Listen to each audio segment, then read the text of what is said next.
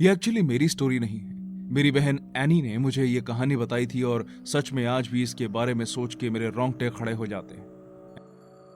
Any तब एक fashion magazine में ग्राफिक डिजाइनर का काम करती थी। वो हमेशा से ही इंडिपेंडेंट रही है। हम विस्कॉन्सिन के एक छोटे शहर में बड़े हुए थे। हमारे पेरेंट्स अभी भी वहीं रहते। मैं अपनी हाई स्टडीज के लिए कैलिफोर्निया में रहता था और एनी ने यह जॉब मेक्सिको में ली थी। एनी और मैं ज्यादातर वीडियो कॉल्स के थ्रू बात करते थे। जब एनी अपने नए अपार्टमेंट में शिफ्ट हुई तब उसने स्काइप से मुझे पूरी जगह दिखाई। वो एक 2 BHK अपार्टमेंट था और सच कहूं तो एक इंसान के लिए थोड़ा बड़ा था। मैंने उसे कहा कि अगर उसे अकेलापन लगे तो एक रूममेट रख ले, पर मेरी बहन ने ज्यादा ध्यान नहीं दिया। उसने कहा उसे वहां मजा आता है, तो मैंने ज्यादा कुछ नहीं कहा।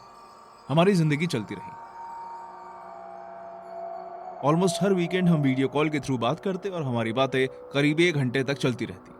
वो उस टाइम किसी को डेट नहीं कर रही थी, पर मैंने उसे ध्यान रखने को कहा, इससे पहले वो किसी पे ट्रस्ट करे। मैं बस इतना चाहता था कि वो सुरक्षित रहे। हम जनरली संडे की सुबह को बात करते थे क्योंकि वो टाइम हमारे लिए खाली रहता था। तो एक संडे की सुबह मैं उससे बात करने का वेट कर रहा था, पर टाइम कट गया और उसका कॉल नहीं आया। मैंने दोपहर तक इंतजार किया, पर फिर भी उसका कॉल नहीं आया। मैंने उसके सेल फोन पे कॉल किया। उसने उठाया और कहा, सॉरी जस्टिन, मैं कल पूरी रात सो नहीं पाई, तो मैं सुबह लेट उठी। क्यों, सब ठीक है? क्या तुम बीमार हो? सब ठीक है, बस कल रात कोई मेरे घर की घंटी बजाता रहा अराउंड 2 बजे। क्या? कौन था वो? वही तो प्रॉब्लम है। जितनी बार मैंने दरवाजा खोला, मैंने अपने आप को वहां अकेला खड़ा पाया। वहां कोई नहीं था। तुमने अपने लैंडलॉर्ड को इसके बारे में बताया? वो क्या कर सकता है? आई थिंक कोई मेरे साथ मजाक कर रहा था। एनी, मुझे नहीं लगता तुम्हें इस बात को इतना लाइटली लेना चाहिए। मैं तुम्हें CCTV कैमरास भेज रहा हूं। प्लीज जैसे ही मेरा पैकेज मिले उन्हें तुरंत इंस्टॉल कर लेना। मेरी बहन कहती रही कि वो कुछ भी नहीं था, पर फिर भी मैंने उसके घर CCTV कैमरास भिजवा दिए। उसने वो इंस्टॉल कर दिए और 1 हफ्ता बीत गया और कोई प्रॉब्लम नहीं हुई। फिर एक रात उसका फोन आया और वो नर्वस सी आवाज में बोली, जस्टिन, वो फिर से हो रहा है। किसी ने घर की घंटी बजाई, पर डरने वाली बात यह है कि फुटेज में कोई नहीं है। अब मुझे डर लग रहा है। मुझे उसकी आवाज में डर और घबराहट महसूस हो रही थी। अपने कमरे में जाओ और दरवाजा बिल्कुल मत खोलना जब तक मैं वहां नहीं पहुंच जाता। मैंने घड़ी देखी, उस समय 11 बज रहे थे। मैंने सोचा अगर मैं गाड़ी तेज चलाऊं तो मैं वहां 35-40 मिनट में पहुंच जाऊंगा। मैं अपनी कार में घुसा और इंजन ऑन कर दिया। एनी ने अपने अपार्टमेंट की लोकेशन भेजी। जब मैं उसके अपार्टमेंट पहुंचा, मैंने देखा उस पूरे एरिया में सन्नाटा था। मैंने एनी को कॉल करके पूछा कि वो कौन से फ्लोर पे है। मैं 3rd फ्लोर पे पहुंचा और घर की घंटी बजाई। आई एम श्योर उसने मुझे सिक्योरिटी कैमरास में देख लिया होगा, तभी उसने एक ही बारी में दरवाजा खोल दिया और डर के मारे मुझे गले लगा लिया। ओ जस्टिन, थैंक गॉड तुम आ गए। हम अंदर गए और मैंने उसे काम डाउन किया। मुझे सब कुछ बताओ एनी, यहाँ क्या हो रहा है? मैंने कहा। एनी ने मेन डोर के साथ में दीवार पे लगे सिक्योरिटी मॉनिटर को देखा। उसकी आंखें डर के मारे फट सी गई। उसने धीमी आवाज में कहा, मैं लिविंग रूम में मूवी देख रही थी कि अचानक घर की घंटी बजी।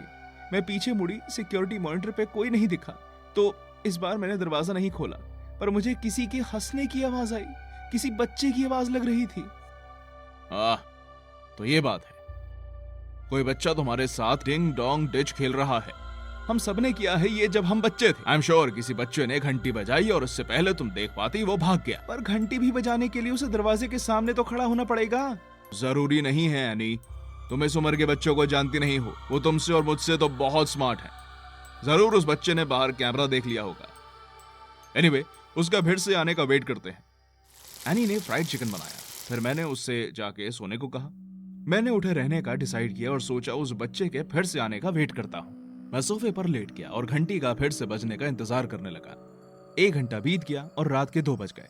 मैं शायद सोफे पे सो गया था कि घर की घंटी बजी।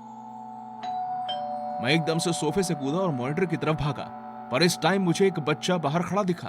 वो एक छोटा लड़का था और उसने अपने सर नीचे रखा हुआ था। तभी मैं उसका चेहरा नहीं देख पाया। मैंने दरवाजा बिना खोले पूछा, क्या तुम खो गए हो बेटा? उसने कोई जवाब नहीं दिया। वो बस वहां वैसे ही खड़ा रहा।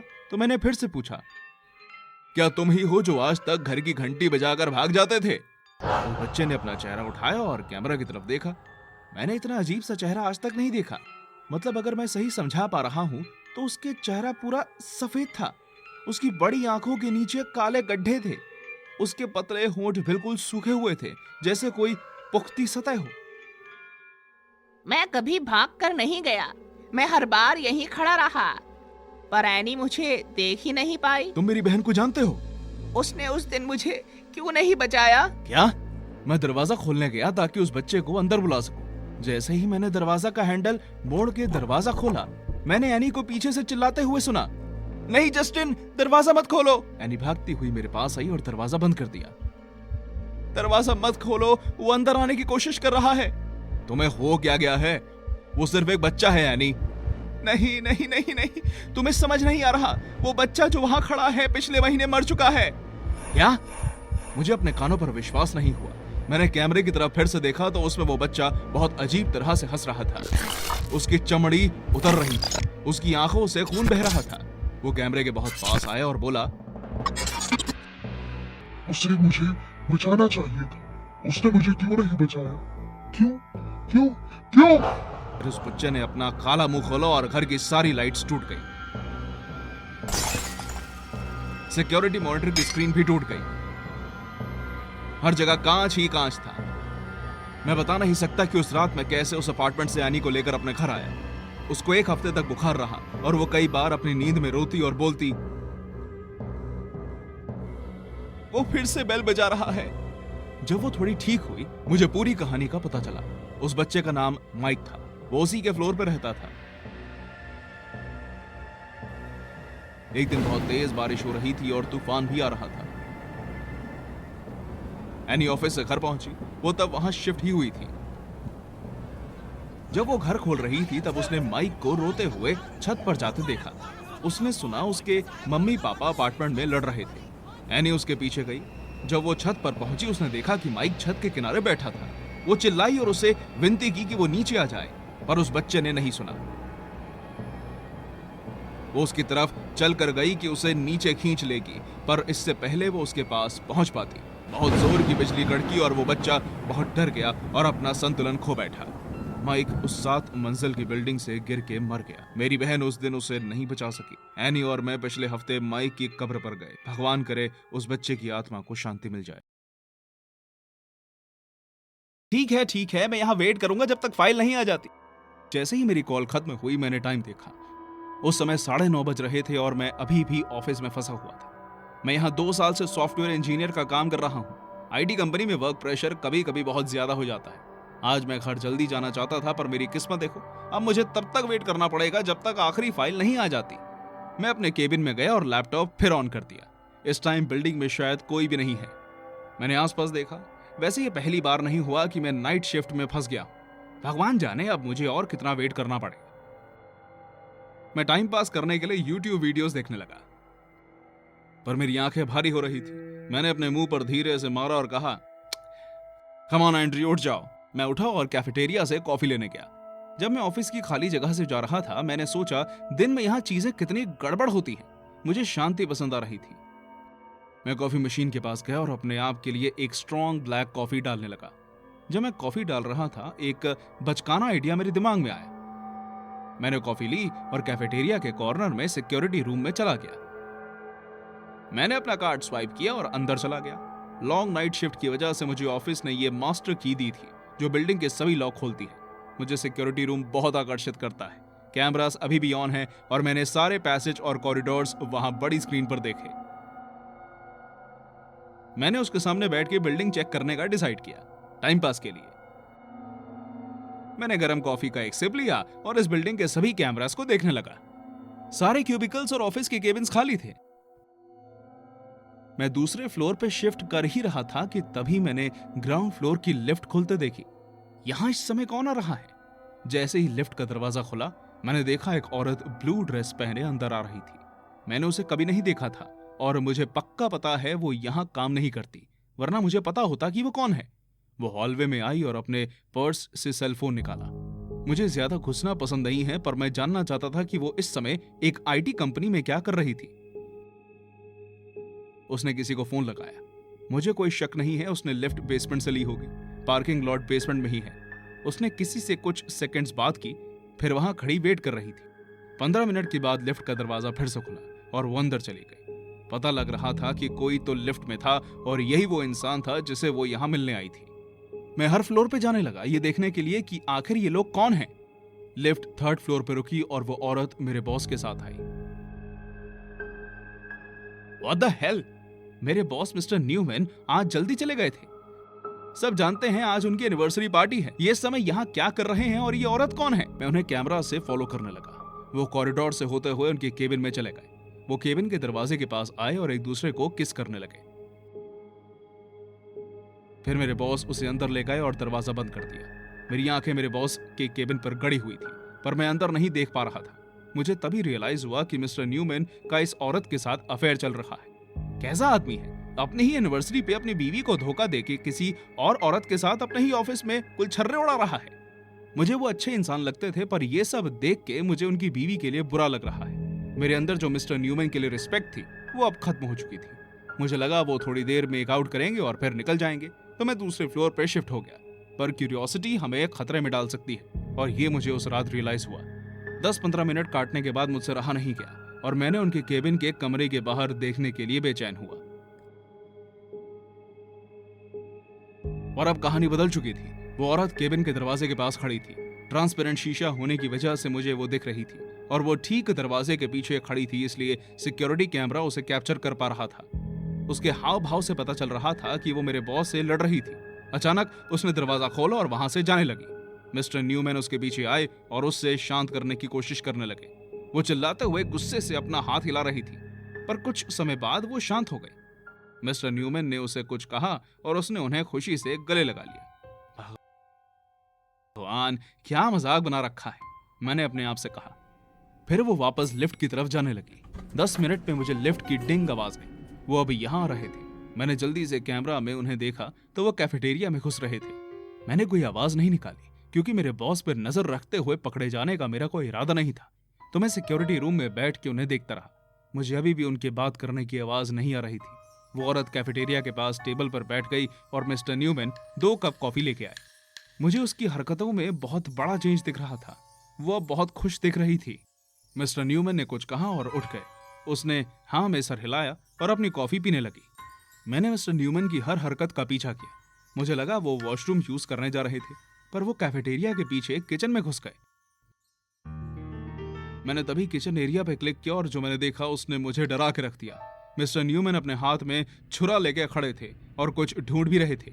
ये आदमी इस औरत का मर्डर करने का सोच रहा था। मुझे कुछ तो करना था। मैं तभी उठा और धीरे से कैफेटेरिया की तरफ गया। वो औरत मेरी तरफ पीठ करके खड़ी हुई थी। मैं उसके पास गया और उसका मुंह अपने हाथों से बंद कर दिया, इससे पहले वो चिल्ला पाती। मैं आपको यहाँ बचाने आया हूँ, प्लीज डरो मत। मैं अपना हाथ हटा रहा हूँ, पर प्लीज चिल्लाना मत अगर तुम जिंदा रहना चाहती हो। उसने हाँ में अपना सर हिलाया और मैंने अपना हाथ उसके मुंह से हटाया। उसने फिर मुझे डर भरी आंखों से देखा। जल्दी करो और मेरे साथ आओ, मिस्टर न्यूमैन के हाथ में छुरा है, वो तुम्हें मारना चाहते हैं। उसका चेहरा बदल गया और वो मुझ पे विश्वास नहीं कर पाई। हम उठे और मुड़ गए।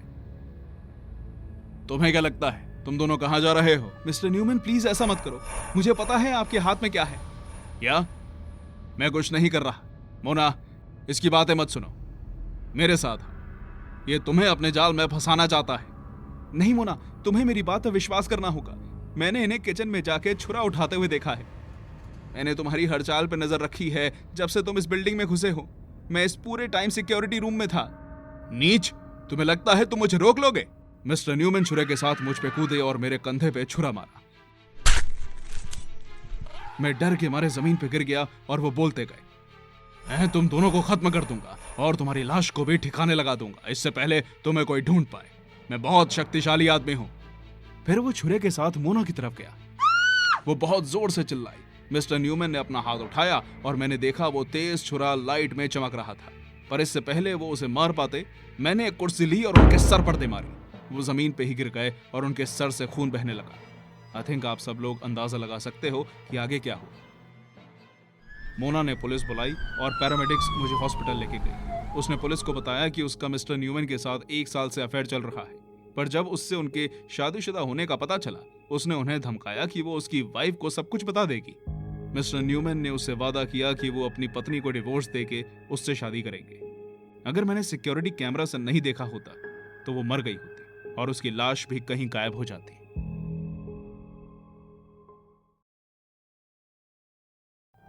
ये मेरे साथ हाल ही में हुआ। मैं सबर्ब में अपनी वाइफ कियारा और मेरे बेटे मैथ्यू, प्यार से मैट, के साथ रहता हूं। हम यहाँ रिसेंटली शिफ्ट हुए हैं और आसपास ज्यादा लोगों को नहीं जानते।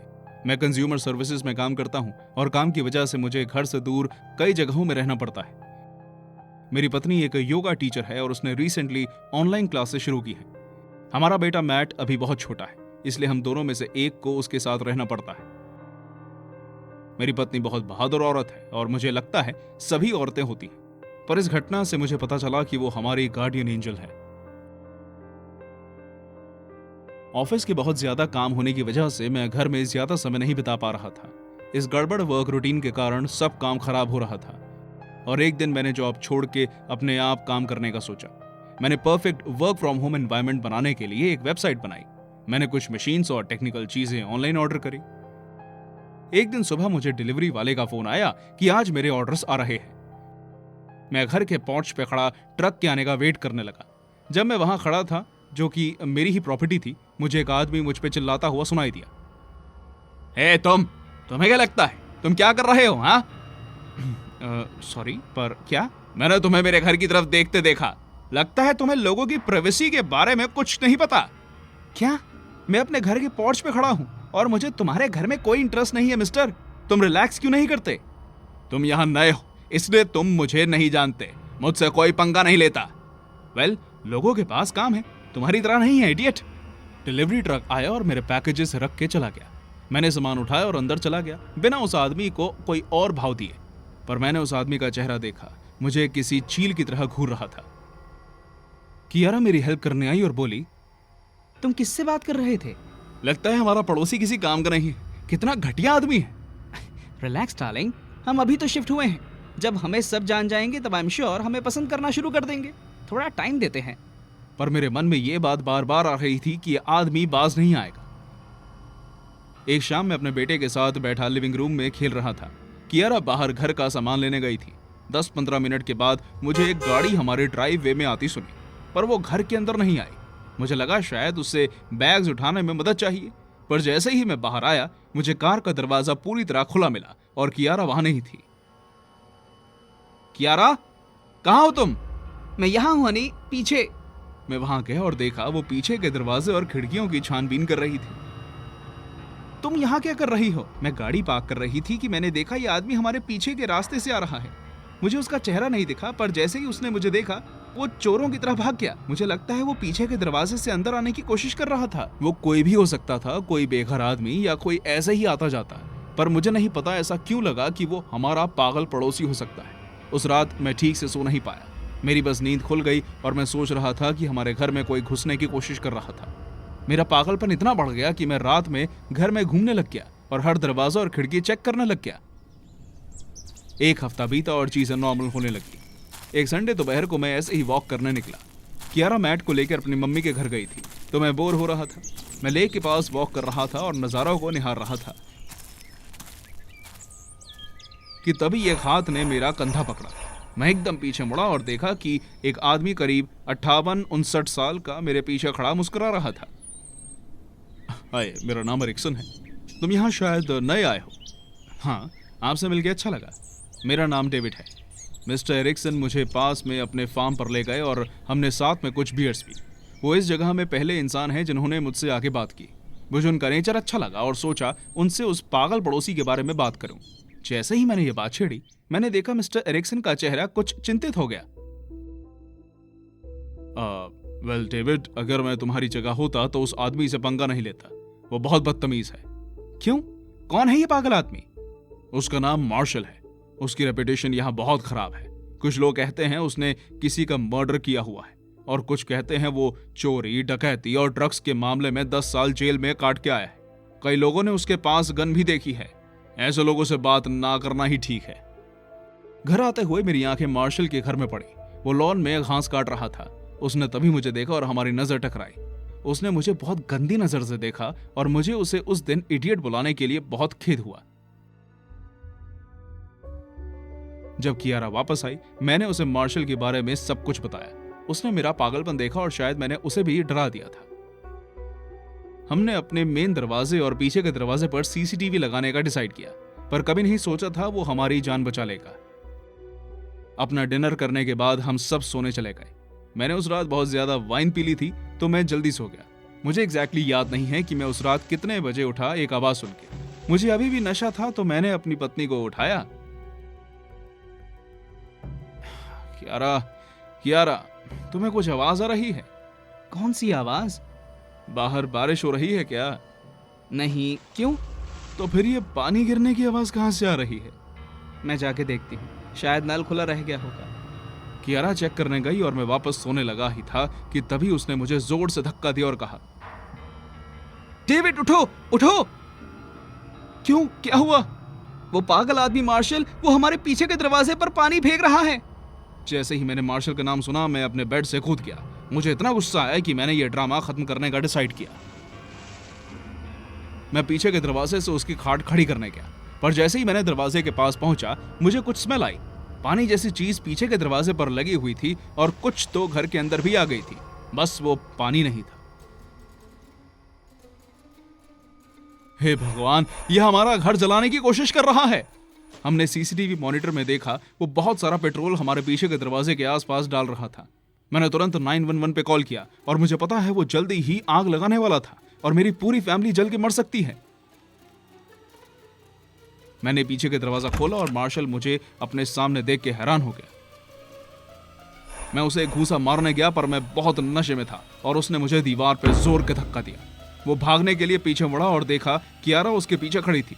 इससे पहले वो कियारा को मारता, कियारा ने उसकी टांगों के बीच लात मारी और उसके मुंह पर एक घूंसा मारा।